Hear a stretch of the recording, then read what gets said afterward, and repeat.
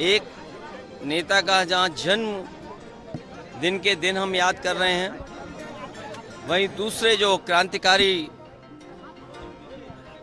भारत की आज़ादी के लिए, देश की आज़ादी के लिए वो अपनी जान भी न्यौछावर कर दी, उन्हें फांसी दी गई। दोनों ही समाजवादी समाज और समाजवादी देश बनाना चाहते थे।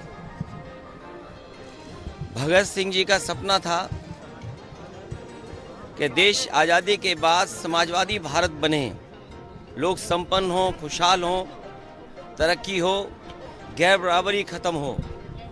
वहीं डॉक्टर राम मनोहर लोहिया ने हम लोगों को सप्त क्रांति का आंदोलन, समाजवादी रास्ता, डॉक्टर राम मनोहर लोहिया ने अन्याय के खिलाफ लड़ने के लिए, समानता का और सबको गैर बराबरी के साथ इकट्ठा करने का आंदोलन जो छेड़ा, उसमें हम लोग आज उन्हें याद करते हैं। उन्हीं के रास्ते पे हम लोग चल रहे हैं। जहां सप्त क्रांति का उन्होंने हम लोगों को सिद्धांत दिया, वहीं आज के परिप्रेक्ष्य में अगर हम देखें तो कभी उन्होंने दाम बांधो नीति का भी समाजवादियों को चलने का आह्वान किया था।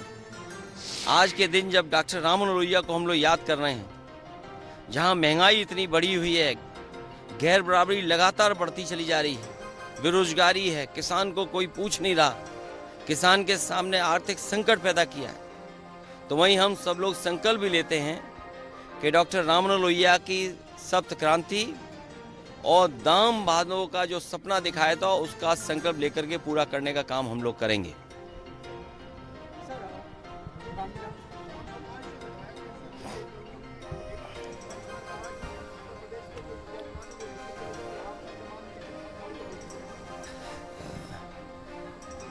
भारतीय जनता पार्टी में क्या चल रहा है, भारतीय जनता पार्टी क्या करेगी, इसकी चिंता समाजवादी लोग नहीं कर रहे हैं। समाजवादी लोग इस बात के लिए तैयार हो रहे हैं कि भारतीय जनता पार्टी की जो नाकामी है वो जनता तक पहुंचाएं। और जिस तरीके से उत्तर प्रदेश लूटा गया है, कोई जिला नहीं बचा जहां से खबरें ना आ रही हों। फतेहपुर जिले में उन्हीं के पदाधिकारी, उन्हीं के नेताओं पे आरोप लगा रहे हैं, और आरोप कोई छोटा मोटा नहीं लग रहा है। आरोप ये लग रहा है कि जिन पे कोई ज़मीन नहीं थी खेती के लिए, उन पे कई सौ बीघा ज़मीन आ गई है। जेवी मशीन खरीद ली है, जेसीबी, डंपर खरीद लिए हैं, ट्रक खरीद लिए हैं। जो ज़मीनें विवादित थीं वो कब्जा कर लिया है, तालाब की ज़मीनें कब्जा कर ली हैं। अगर एक जिले में भारतीय जनता पार्टी के सब नेता भूमाफिया बन गए हों, और हम और आप लोग कई बार चर्चा कर चुके हैं बैठ करके कि अयोध्या में सबसे ज़्यादा ज़मीनों का अगर किसी ने कब्जा किया तो भारतीय जनता पार्टी ने किया। हमने आपने देखा कि कहाँ अयोध्या की एक महिला जो नौकरी की तलाश में और अपने इंटरव्यू के लिए वाराणसी गई, और जब लखनऊ आई तो यहीं पर उसके साथ क्या क्या हुआ, बलात्कार हुआ, उसकी जान ले ली गई। सरकार कानून व्यवस्था में काम नहीं कर रही है। ये कह देना कि इनकाउंटर से कानून व्यवस्था ठीक हो जाएगी,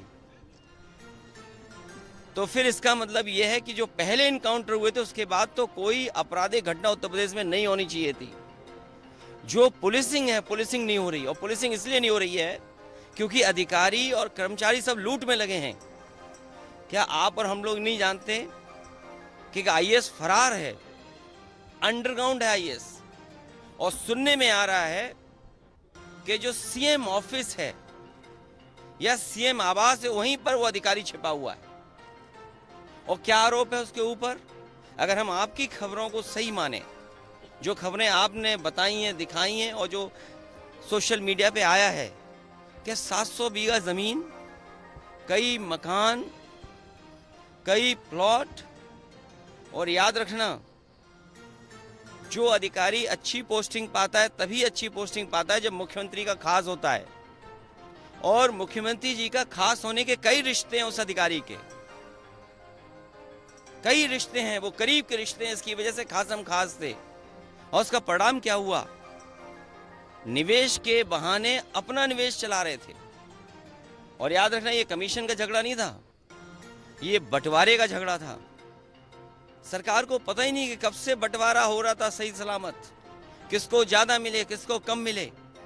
और लखनऊ में केवल एक अधिकारी नहीं, भारतीय जनता पार्टी के चुने हुए लोग, आप जानकारी कर लें, मोहनलालगंज तहसील, सरोजनी नगर तहसील, हमारे नेता भी होंगे यहाँ पर मौजूद, उन तहसीलों के सबसे ज्यादा जमीनें भारतीय जनता पार्टी के नेताओं ने कब्जा किए और भू माफिया बनकर के आए हैं। वो भारतीय जनता पार्टी के सेवक लोग नहीं हैं, वो भू माफिया हैं। आगरा में उन्हीं का विधायक क्या आरोप लगा रहा है, गाजियाबाद में उन्हीं का विधायक, सोचिए क्या आरोप लगा रहा है खुलेआम, और कह रहा है कि अगर दूध पिया हो, पता नहीं किसके दूध पीने की बात कर रहे हैं, किसने किसका पिया दूध। सोचिए आप, ये हालत उत्तर प्रदेश की। और अधिकारी सरकार मिलकर के जनता को लूट रही है। रात ही में अयोध्या का मुझे जानकारी मिली कि एक एसडीएम शिवम यादव पे लगातार दबाव बना रहा था, लगातार एसडीएम गाली गलौज कर रहा था, और दबाव इस बात का बना रहा कि पैसे दो उसको, पैसे नहीं दोगे तो तुम्हारे पे कार्रवाई हो जाएगी। और सुनने में आ रहा है कि उस एसडीएम ने इतना परेशान किया कि उसके बाल तक कटवा दिए सर के, और अब उसकी जान चली गई है। कौन है इसके लिए दोषी? ये सरकार में बैठे हुए लोग करप्ट हैं, जो जीरो टॉलरेंस की बात कर रहे थे करप्शन के लिए, लॉ एंड ऑर्डर के लिए। ये एग्जाम्पल कम है, ये एग्जाम्पल कम है क्या?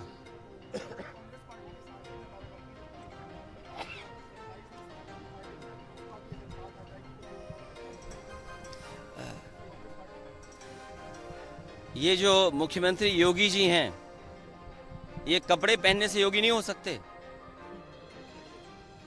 कोई भी कपड़ा पहन ले, हम सब कपड़े पहन ले, आप पहन ले कपड़े, वो जो लाइन से हमारा पत्रकार साथी हटा रहा है, ये बताइए आईएएस गायब है, वो पूछिए ना आप।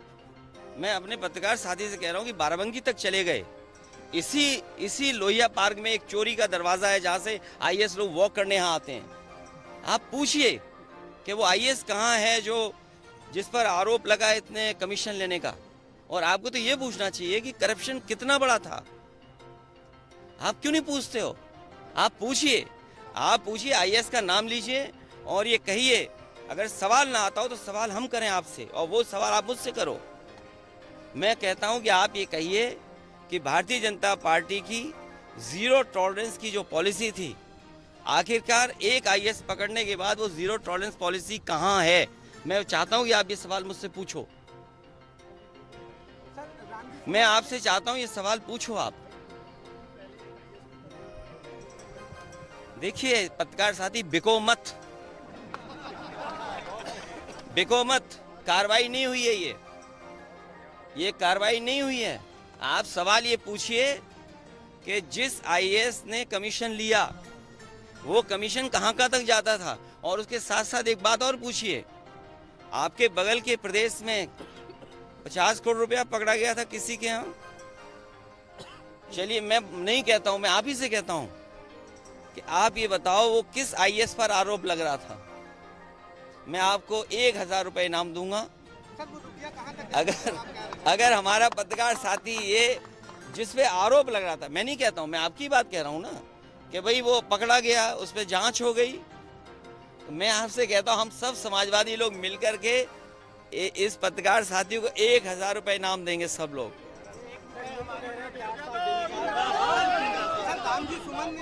देखिए,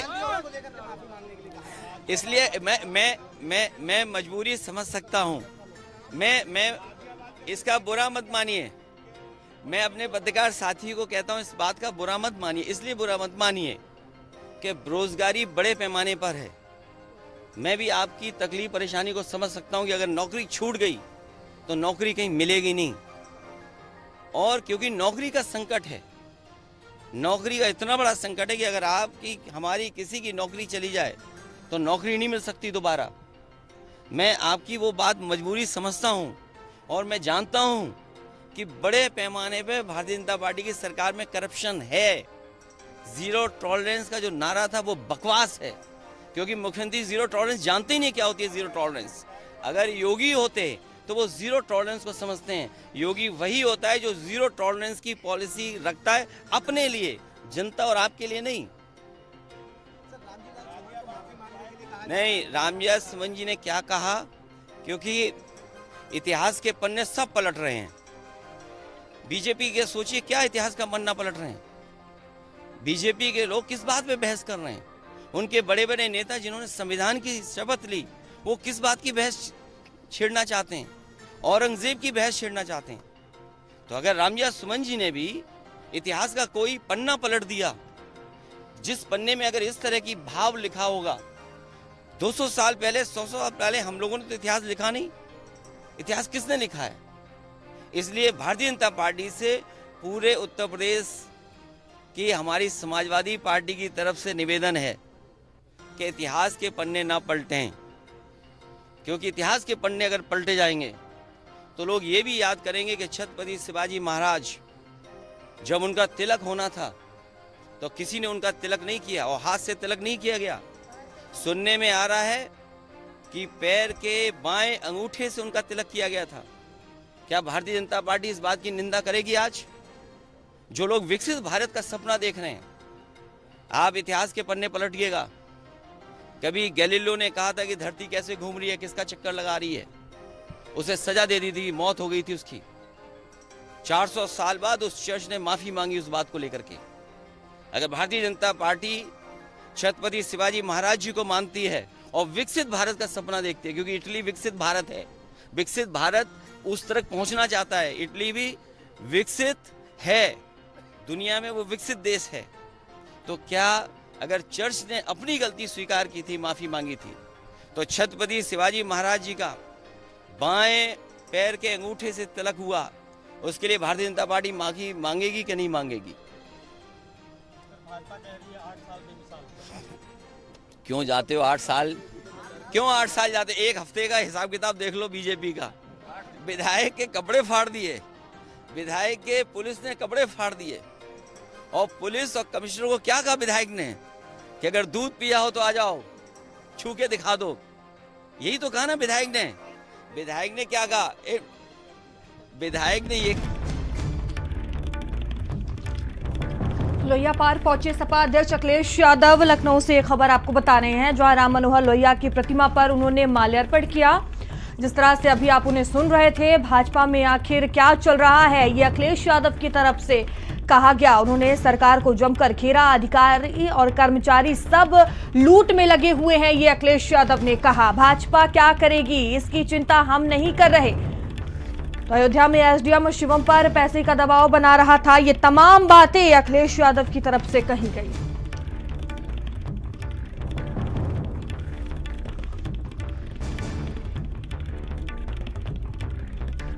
वह दिल्ली